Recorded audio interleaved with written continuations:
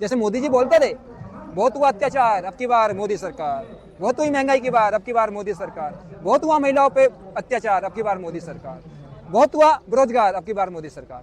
ये अनुज शर्मा जी, ये जो धरना चल रहा जंतर मंतर पर किस तारीख को शुरू हुआ था और भूख हड़ताल में सोनम वांगचुक और जो जेएनयू की छात्राएं बैठी भूख हड़ताल पर, उनके भूख हड़ताल के कितने दिन हो गए? देखिए, आज इस जो अनशन का है, जो धरने का है, हमारा आज 23वां दिन है और 100 दिन हो चुका है।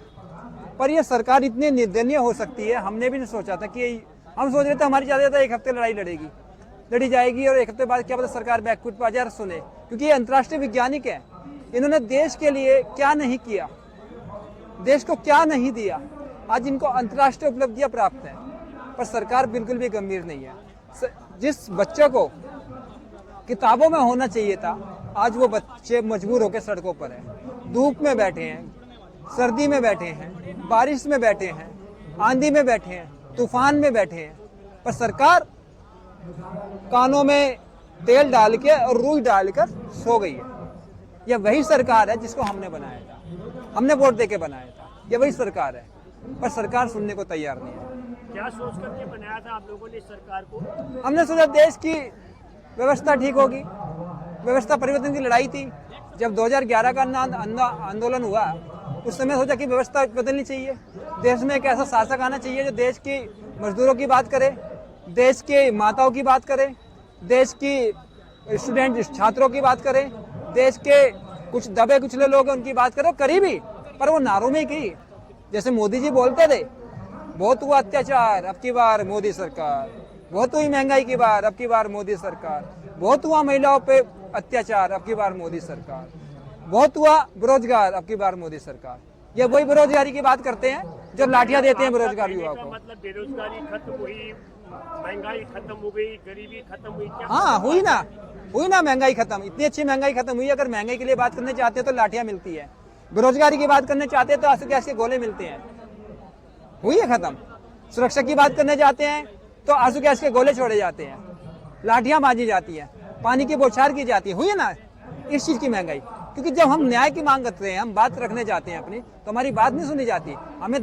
हमें क्या दी जाती है? लाठियां दी जाती है, हमें आंसू गैस के गोले दिए जाते हैं, हमें पानी की बौछार की जाती है, ये दी जाती है। महंगाई की बात नहीं होती है, बेरोजगारी की बात नहीं होती है। बेरोजगारी के लिए आर्मी के जवान बैठे थे, पर इनको क्या मिला? लाठियां मिली, इसके अलावा कुछ नहीं मिला उन्हें।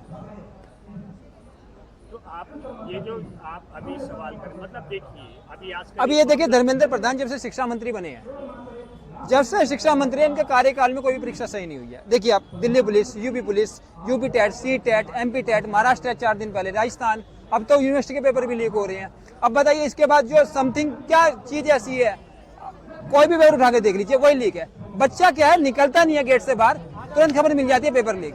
शिक्षा मंत्री का दायित्व क्या होता है? शिक्षा मंत्री का दायित्व होता है कि शिक्षाओं को, परीक्षाओं को ठीक कराना। एनटीए का मतलब क्या है? National testing agency. क्या मतलब है? कि राष्ट्रीय परीक्षाओं को सही करवा रही है। नहीं, कहावत है ना कि बिल्ली को जब दूध की रखवाली के लिए बैठाया गया तो बिल्ली ही दूर सभा कर गई, वो बात है। अब जब क्या है कि जब रक्षा की भक्षक बन जाए तो हमारे युवा कहाँ जाए बताइए? तो बात क्या है कि आज जो व्यवस्था है, हमारी लड़ाई क्या है? व्यवस्था परिवर्तन की लड़ाई है। हमारी किसी सरकार से लड़ाई नहीं, हमारी किसी आदमी से। हाँ, धर्मेंद्र प्रधान से जरूर लड़ाई है। उसके कारण, उनके कारण 22 बच्चों ने जो सुसाइड किया है, उसके वे जिम्मेदार हैं। और नैतिकता के आधार पर अगर थोड़ा सा भी ईमान है, थोड़ी सी भी अंदर मानवता है, तो जागे और इस्तीफा दे। अगर थोड़ी बहुत भी ईमान बचा है, और उनके परिवार को इंसाफ दें, उनके परिवार को मुआवजा दिया जाए। आपके चैनल के माध्यम से रिक्वेस्ट है। व्यवस्था चोरी की बात कर रहे हैं, पेपर चोरी हो रहे हैं, चढ़ावा चोरी हो रहा है, वोट चोरी हो रही है, सीट चोरी हो रही है, हाथों तो लोगों की नौकरियां चोरी हो रही हैं, हर जगह। यही नहीं, देश के शहीदों की शहादत चोरी हो रही है। बिल्कुल। तो अब आप बताइए कि आप व्यवस्था परिवर्तन की बात कर रहे हैं, जो शहीदों के विषय में भी झूठ बोलती हो। मई 2025 में 7 मई को 6 जवानों की शहादत होती है, और 28 जुलाई को ये सरकार जो व्यवस्था बदलने की बात आप कर रहे हो, वो संसद में कहती है कि कोई शहादत नहीं हुई, और 26 जून को कह देती हो कि 6 जवानों की शहादत हुई है। तो क्या है ये चोरियों का सिलसिला कब उठेगा?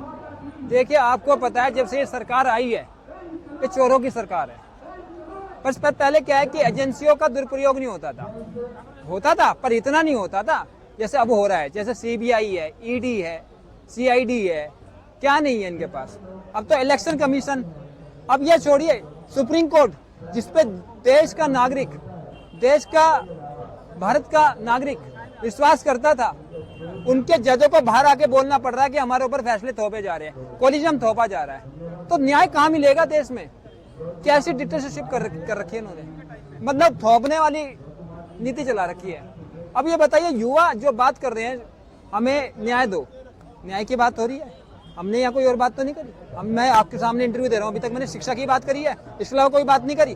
पर क्या है, इस आंदोलन को बदनाम करने के लिए कुछ और चलाया जा रहा है। क्या चलाया जा रहा है? देखिए, आप खोल के देखिए सोशल मीडिया, आपके सामने, आप मीडिया पत्रकार है, आप देखिए। पर क्या है कि ये बात जो हक की बात करेगा ना, जो संविधान की बात करेगा, जो मौलिक अधिकार की बात करेगा, उनके साथ ही खिलवाड़ करेंगे।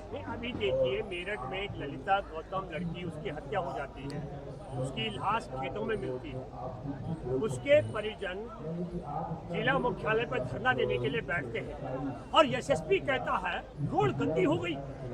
मतलब अगर दलित अपनी बेटी के न्याय के लिए सड़क पर बैठे तो सड़क गंदी हो जाती हो, और जो वहाँ अधिवक्ता हिरासत में लेकर के गाड़ी के अंदर पीटा जाता है, तो क्या ये हिंदू राष्ट्र? देखिए, जो इस तरह के अधिकारी है ना, उत्तर प्रदेश संविधान से देखिए ये जो इस तरह के अधिकारी है ना, इनकी मानसिकता को दर्शाता है। आज देश किस, वैसे आप विकास की बात करते हैं, आप नए इंडिया की बात करते हैं, आप डिजिटल इंडिया की बात करते हैं, आप स्टार्टअप इंडिया की बात करते हैं, आप स्किल इंडिया की बात करते हैं, आप न्यू इंडिया की बात करते हैं, मेक इन इंडिया की बात करते हैं, आप कितने इंडिया बनाने की बात करते हैं, पर आपकी सोच कोई पुरानी वाली रहेगी तो कैसे देश विकास की ओर जाएगा? बड़ा सोचने का विषय है।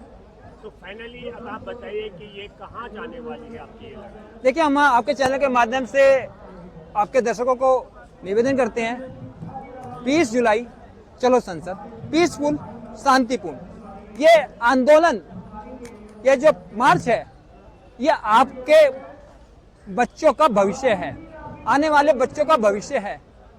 और मैं सभी माताओं, सभी बहनों, सभी भाइयों से निवेदन करता हूं कि इस मार्च में जुड़िए।